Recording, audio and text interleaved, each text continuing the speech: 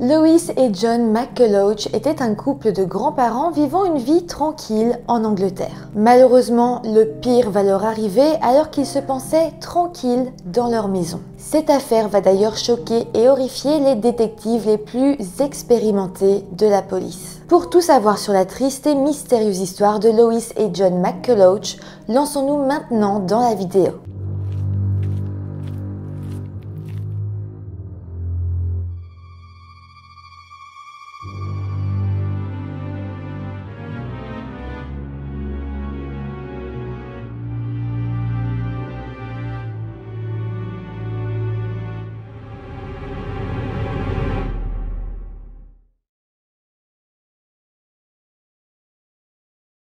Hello tout le monde, j'espère que vous allez bien. On se retrouve aujourd'hui pour une affaire qui est assez folle. C'est une affaire qui parle d'un couple de personnes âgées qui se pensaient en sécurité chez eux avec la personne qu'ils aimaient, peut-être le plus au monde, et qui malheureusement ont dû faire face à un destin tragique. Avant de commencer, laissez-moi vous dire que cette vidéo est sponsorisée par Oli Énergie. Oli est la marque de boissons énergisantes et de thé glacé parfaite si vous voulez prendre soin de vous, de votre santé et de la planète. Les boissons énergisantes sont sans sucre, vegan, renforcées en vitamines et faibles en calories.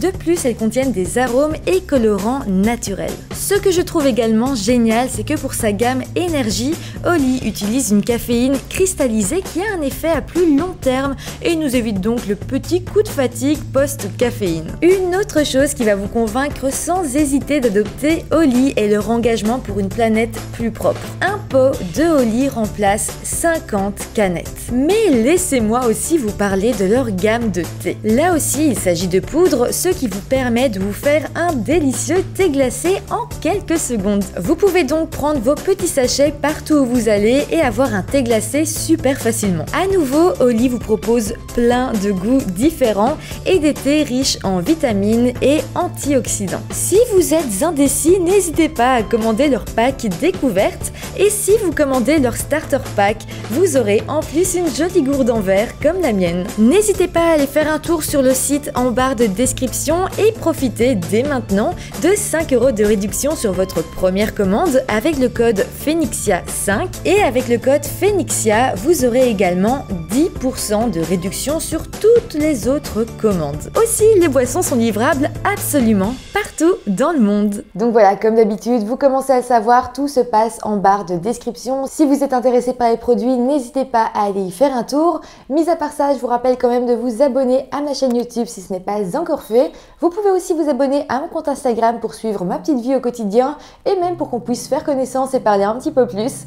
Voilà, maintenant que tout ça est dit, eh bien, lançons-nous dans cette triste affaire. Lois et John McCulloch étaient un couple d'un certain âge vivant en Angleterre dans l'Essex, dans la ville de Great Barrow. John avait 70 ans et avant ça, il avait été professeur d'études commerciales à l'université Anglia Ruskin. Il était décrit comme un travailleur acharné, attentionné et passionné par l'éducation et l'écriture. Lois, elle, avait 71 ans et était décrite comme une personne gentille et attentionnée. C'était une femme très curieuse du monde qui l'entourait et elle adorait correspondre avec des gens du monde entier. C'était vraiment son passe-temps favori et ça lui permettait d'avoir des amis un peu partout sur la planète. Le couple avait en tout eu 5 enfants et tout au long de leur vie, ils avaient été des travailleurs acharnés élevant leurs enfants dans un foyer relativement traditionnel et strict. D'ailleurs, les enfants ont décrit plus tard leurs parents comme étant des parents plus fonctionnels que aimants. Ils leur ont toujours donné tout pour qu'ils soient heureux, ils n'ont pas vraiment eu d'enfance difficile, mais c'est vrai que voilà, c'était une éducation un petit peu à la dure où on se disait pas forcément je t'aime, etc. Mais ça n'avait rien au fait que leurs parents les aimaient bien évidemment. D'ailleurs, John, donc le père de famille, était quand même connu pour être assez structuré et axé sur la routine. Lois, elle, était réputée pour avoir un toc en matière de propreté. Elle avait toujours besoin que les choses soient en parfait état pour éviter de propager des germes et des microbes. En 2017, le couple était donc retraité, leurs enfants étaient grands et ils adoraient aller passer les vacances dans les régions côtières du Royaume-Uni. Ils aimaient être au bord de la mer, faire de longues promenades et visiter toutes les attractions balnéaires possibles. D'ailleurs, le couple avait comme rêve d'emménager un jour sur la côte. Le couple avait également des petits-enfants et autant vous dire qu'en tant que grands-parents, ils étaient beaucoup moins durs. Ils adoraient leurs petits-fils et leurs petites-filles et dans l'ensemble, ils appréciaient vraiment passer du temps avec leur famille. Mais voilà, en 2017, leur fille, qui s'appelait Virginia, était retournée vivre chez eux depuis déjà à peu près 5 ans à ce moment-là. Pour vous parler un petit peu d'elle, à cette époque, Virginia avait 36 ans et elle travaillait comme barmaid dans un bar local. Par contre, en 2017, Virginia avait annoncé à ses parents qu'elle avait trouvé un nouveau travail et qu'à présent, elle travaillait comme créatrice de sites web. Mis à part ça, Virginia était décrite comme une jeune femme assez gentille qui ne faisait pas trop de bruit dans le quartier. Mais bon, même si les voisins l'ont décrit comme amical, ils ont également dit que Virginia semblait parfois un petit peu bizarre. En fait, ses voisins parlaient avec elle de temps en temps, et c'est là qu'ils avaient remarqué qu'elle ne semblait pas vraiment savoir percevoir les signaux sociaux. Par exemple, c'est bête à dire, mais quand elle parlait avec eux, elle savait pas vraiment quand est-ce que la discussion devait se terminer. Elle percevait pas le fait que c'était la fin de la discussion et que c'était le moment de se dire au revoir. C'est des bêtes petits trucs, mais ça montre qu'elle n'avait pas une très grande intelligence sociale. En soi, en fait, ceux qui la connaissaient la décrivaient comme quelqu'un qui était gentil, mais toujours un petit peu à côté de la plaque. Mais bon, c'est vrai que dans l'ensemble, Virginia semblait être une fille sympathique, un peu bizarre, mais rien de plus. Bon, sinon pour en revenir à Lois et John, c'était effectivement un couple qui avait tendance à rester entre eux et à ne pas trop sociabiliser avec les voisins. Mais malgré tout, c'est vrai qu'ils avaient quand même des amis proches avec qui ils restaient en contact assez fréquemment. Mais là, à partir de 2017, les amis du couple ont commencé à les voir de moins en moins souvent. Ils les voyaient de temps en temps, mais vraiment il semblait que les contacts étaient de plus en plus espacés jusqu'à ce qu'à un moment donné, ils arrêtent complètement de les voir. En fait, c'est plus ou moins à partir de 2019 que John et Lois ne vont plus du tout donner de nouvelles à leurs amis. Pour ce qui est de leur voisinage, eh bien eux aussi ont commencé à ce moment-là à remarquer leur absence. À la base, comme je vous l'ai dit, les voisins ne les voyaient que quelques fois par semaine, mais au bout d'un moment, ils avaient remarqué que John et Lois ne sortaient tout simplement plus de leur maison. D'ailleurs, les rideaux étaient toujours tirés, donc personne ne pouvait voir ce qu'il se passait à l'intérieur. Par contre, quand même, Virginia, donc leur fille, continuait à être vue par le voisinage, et donc au bout d'un moment, ses voisins ont été voir Virginia et lui ont demandé si ses parents allaient bien, s'ils étaient toujours là. Et Virginia leur a alors répondu que oui, tout allait bien, simplement que s'ils ne les voyaient pas, c'est parce qu'ils n'habitaient plus là. Virginia va en fait expliquer que ses parents avaient déménagé dans la ville de Clacton, qui se situe dans la région côtière au nord-est de Londres, comme ils le rêvaient depuis maintenant des années. Elle a également dit que si elle restait là, c'était pour superviser des réparations qui devaient être effectuées sur un mur. Évidemment, à partir de là, on avait une explication et personne n'a remis en doute la parole de Virginia. D'ailleurs, au bout d'un moment, Virginia va même se mettre à prévenir les amis de ses parents en leur donnant la même explication. À partir de là, on a donc les voisins et les amis du couple qui pensent simplement qu'ils ont emménagé autre part. Mais qu'en est-il des autres membres de la famille de Lois et John, c'est-à-dire leurs autres enfants, mais aussi leurs propres frères et sœurs? Alors eux aussi vont se tourner vers Virginia parce que Virginia habitait chez eux et c'était donc la seule à pouvoir avoir de leurs nouvelles. À ce moment-là, Virginia ne va pas du tout leur dire qu'ils avaient déménagé, elle va simplement inventer plusieurs excuses pour que les autres membres de la famille ne puissent pas voir Lois et John. Par exemple, à des moments, elle dira simplement qu'ils étaient en déplacement dans la ville de Clacton. Donc je le redis, mais c'est important de noter qu'à eux, aux autres membres de la famille, Virginia n'a pas dit que ses parents avaient déménagé, simplement qu'ils allaient parfois à Clacton. Donc déjà à ce moment-là, on a deux versions des faits différentes. En fait, à eux, elle disait simplement que Lois et John étaient partis se ressourcer à la côte, qu'ils avaient vraiment envie d'être eux deux sans donner de nouvelles à personne et que c'était la raison pour laquelle ils ne contactaient pas les autres membres de la famille. Mais au final, eh bien, les années ont commencé à passer sans qu'aucun membre de la famille ou ami ne voit John ou Lois en personne. Mais dites-vous bien que pourtant, ils avaient essayé en 4 ans, la famille, les amis avaient essayé de se rendre chez eux, de leur envoyer des messages, mais jamais ils n'avaient réussi à avoir réellement de leurs nouvelles. En fait, à chaque fois que des gens essayaient de leur rendre visite, Virginia disait qu'ils étaient soit en déplacement, soit qu'ils étaient malades. C'est totalement fou, mais entre 2019 et 2023, personne ne va voir Lois et John. Mais encore une fois, comme de base le couple restait la plupart du temps entre eux, c'était au final pas si difficile à croire qu'ils étaient partis s'isoler à la côte et qu'ils ne faisaient aucun effort pour contacter leur famille. Mais les choses vont enfin évoluer en automne 2023. À ce moment-là, le médecin généraliste de John et Lois a commencé à s'inquiéter après avoir réalisé qu'il ne les avait pas vus ni entendus depuis des années. En fait, depuis 2019, Virginia avait annulé plusieurs rendez-vous en leur nom, en donnant toujours diverses raisons pour lesquelles ils annulaient. Par contre, entendons-nous, on doit quand même remettre les choses dans leur contexte. Entre 2017 et 2023, il y a eu le Covid-19. Ça a évidemment beaucoup aidé au fait que peu de gens ont réellement été inquiets de ne plus voir Lois et John sortir. À cause de ça d'ailleurs, le médecin de famille a aussi mis plus de temps à s'inquiéter et ça fait que c'est seulement en automne 2023 qu'il va réaliser qu'effectivement, il y avait un problème. Au final, pour être plus précise, c'est au mois de septembre 2023 que leur médecin généraliste va tenter de les joindre, mais en vain. Suite à ça, il avait alors décidé d'appeler les autorités pour demander à ce qu'ils aillent contrôler leur domicile pour voir si John et Lois allaient bien. Une équipe de policiers s'était alors rendue à la dernière adresse connue du couple et lorsqu'ils ont sonné à la porte, ils ont été accueillis par leur fille Virginia. Là, comme d'habitude, Virginia a donné une excuse pour expliquer que ses parents étaient absents. Elle a dit aux policiers qu'ils étaient toujours en déplacement et qu'ils voyageaient énormément, en soi qu'ils profitaient de leur retraite et donc qu'ils n'étaient jamais à la maison et surtout qu'ils ne s'embêtaient plus à donner beaucoup de nouvelles. Les policiers ont tout de même eu du mal à se satisfaire de cette réponse et d'ailleurs, plus ils parlaient avec Virginia, plus ils avaient le sentiment que quelque chose clochait. Et on peut le comprendre parce que oui, on peut accepter le fait qu'ils voyagent beaucoup, qu'ils ne donnent pas beaucoup de nouvelles, mais là, on parle quand même de 4 années. 4 années, c'est énorme.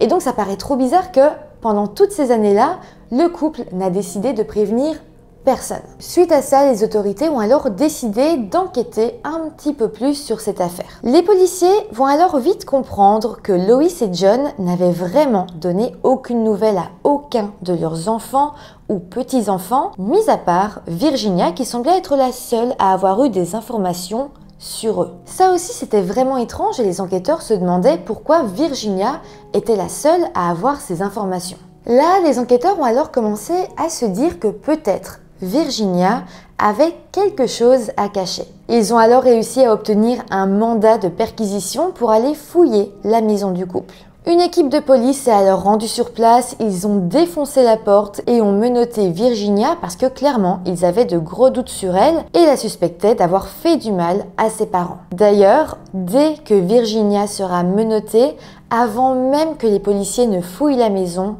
elle a décidé de tout avouer.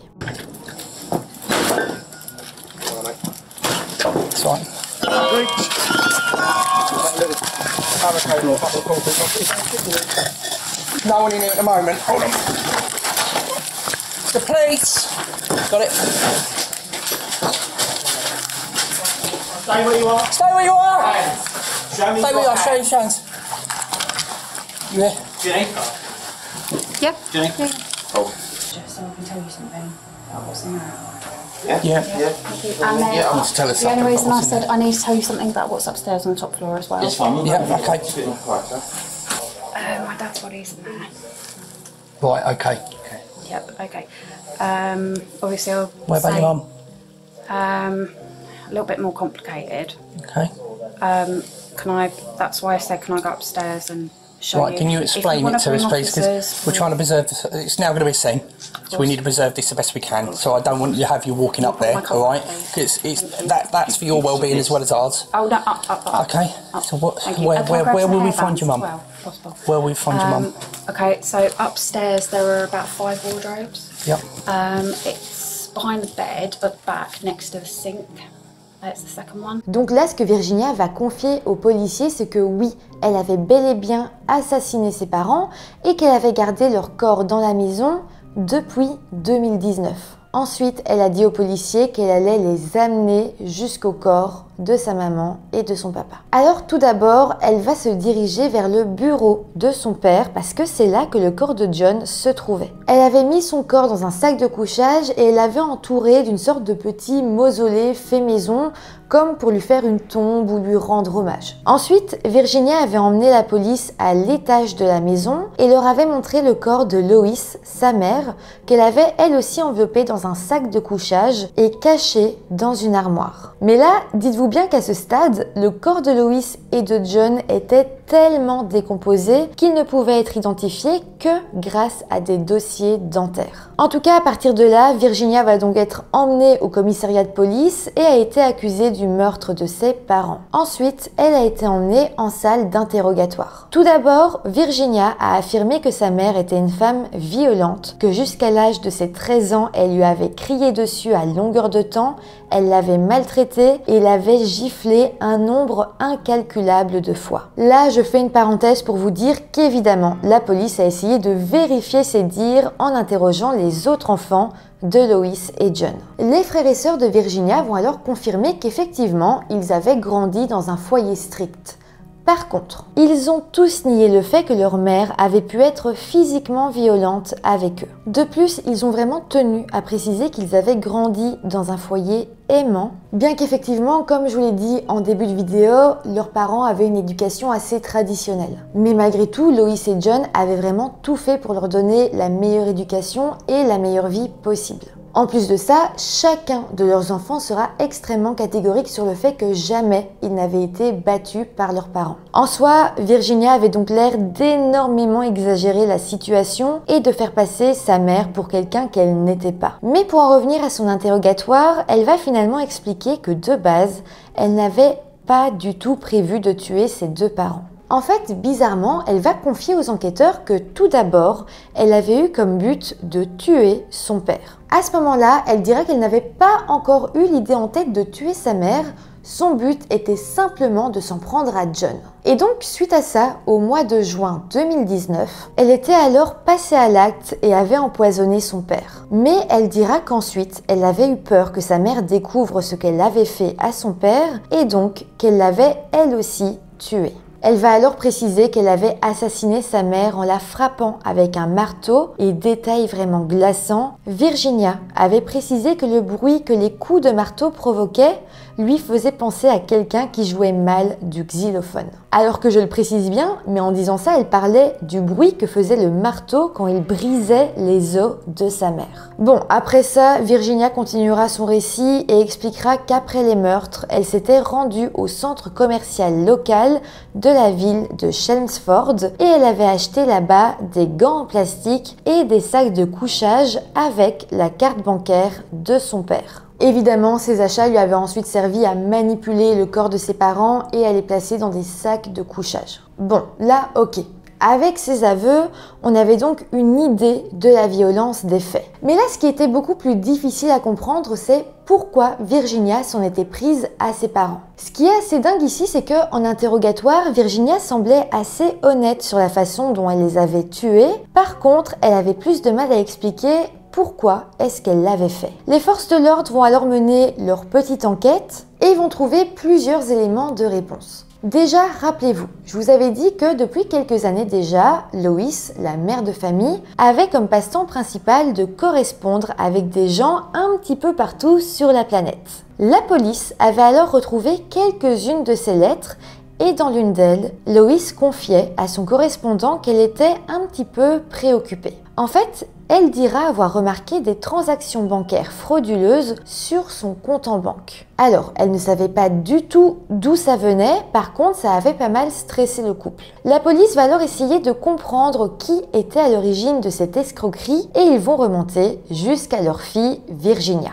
Pour comprendre, rappelez-vous encore une fois ce que je vous avais dit en début de vidéo. Virginia était à la base serveuse dans un bar, mais en 2017, elle avait annoncé à ses parents qu'elle travaillait à présent comme créatrice de sites web et que grâce à ça, elle gagnait de l'argent. Mais la police va découvrir que c'était totalement faux et qu'en réalité, Virginia était au chômage depuis 2017. En fait, Tout dans cette histoire commence à partir de ce mensonge parce qu'à partir de là, Virginia va se sentir coincée. Ses parents pensaient qu'elle travaillait, qu'elle gagnait bien sa vie, alors que de son côté, elle ne gagnait absolument plus d'argent. Donc, pour continuer son mensonge et financer son style de vie, elle s'était alors mise à voler chaque mois une bonne partie de l'argent de ses parents. À partir de là, Virginia a commencé à s'enfoncer dans un énorme mensonge. Et dites-vous bien qu'au total, elle a accumulé environ 60 000 livres de dettes entre 2017, le moment où elle a commencé à mentir, et juin 2019, donc le moment où elle a assassiné ses parents. Pendant plus de 2 ans, Virginia avait essayé désespérément de cacher cette dette à ses parents tout en continuant à les endetter de plus en plus. Les enquêteurs l'ont d'ailleurs qualifiée de manipulatrice intelligente capable de continuer à mentir pendant des années. Mais voilà, en juin 2019, Lois, donc sa maman, a commencé à comprendre qu'elle se faisait escroquer et donc petit à petit, Virginia a commencé à sentir que son mensonge s'effondrait et qu'elle n'allait malheureusement plus pouvoir le cacher pendant longtemps. C'est donc là que la police a compris que Virginia avait tué ses parents pour les empêcher de découvrir la vérité. Mais attention parce que les escroqueries ne s'arrêtent pas là. Après la mort de ses parents, Virginia a continué à profiter de leurs économies et de l'argent de leur retraite qui rentrait chaque mois. Évidemment, vu que ses parents n'avaient jamais été déclarés morts,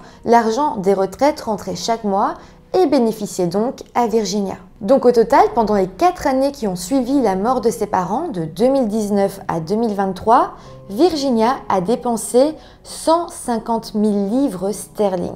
Les enquêteurs ont à ce moment-là déterminé qu'une bonne partie de cet argent n'avait même pas été utilisé pour acheter de beaux articles ou des trucs coûteux, mais que Virginia avait en fait utilisé 21 000 des 150 000 livres sterling pour jouer à des jeux d'argent et évidemment, elle avait tout perdu. En tout cas, à partir du moment où la police avait fait toutes ces découvertes, des agents avaient à nouveau interrogé Virginia et là encore, elle avait menti en disant qu'elle avait assassiné ses parents parce qu'elle se sentait piégée avec eux. Mais évidemment, la police savait très bien que si elle s'était sentie piégée, c'était uniquement à cause de ses mensonges. Les enquêteurs l'avaient à présent cernée et savaient que Virginia avait accordé clairement plus de valeur à l'argent qu'à la vie de ceux qui l'aimaient le plus au monde. Au final, Virginia a tout de même accepté de plaider coupable des accusations de meurtre au premier degré de ses parents, c'est-à-dire de Lois 70 ans et de John 71 ans.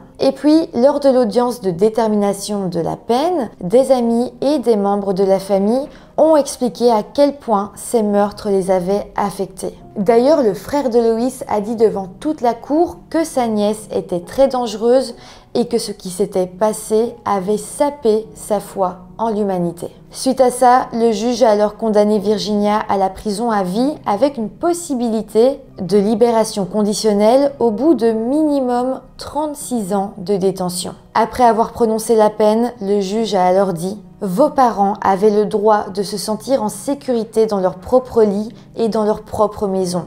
Et ils avaient le droit de se sentir en sécurité avec leur fille. Vous avez néanmoins pris la décision pleine, consciencieuse et délibérée d'assassiner chacun de vos parents. » Je précise d'ailleurs qu'au moment du prononcé, Virginia n'a eu strictement aucune réaction et aucune émotion. Voilà, c'est comme ça que se termine cette triste affaire. N'hésitez pas à me dire en commentaire tout ce que vous en avez pensé. Avant que vous partiez, je vous rappelle donc d'aller faire un tour en barre de description si vous êtes intéressé par les produits Holly Energy qui sont juste top. Moi, je les adore. Vous pouvez aussi aller faire un tour sur leur compte Instagram, le compte Instagram de Holly qui est trop chouette. Ils postent énormément, ils sont dynamiques. Donc n'hésitez pas à aller vous abonner. Sinon, n'oubliez pas non plus de mettre des petits pouces en l'air si la vidéo vous a intéressé. Et moi, je vous dis à très vite pour une nouvelle vidéo. Bye.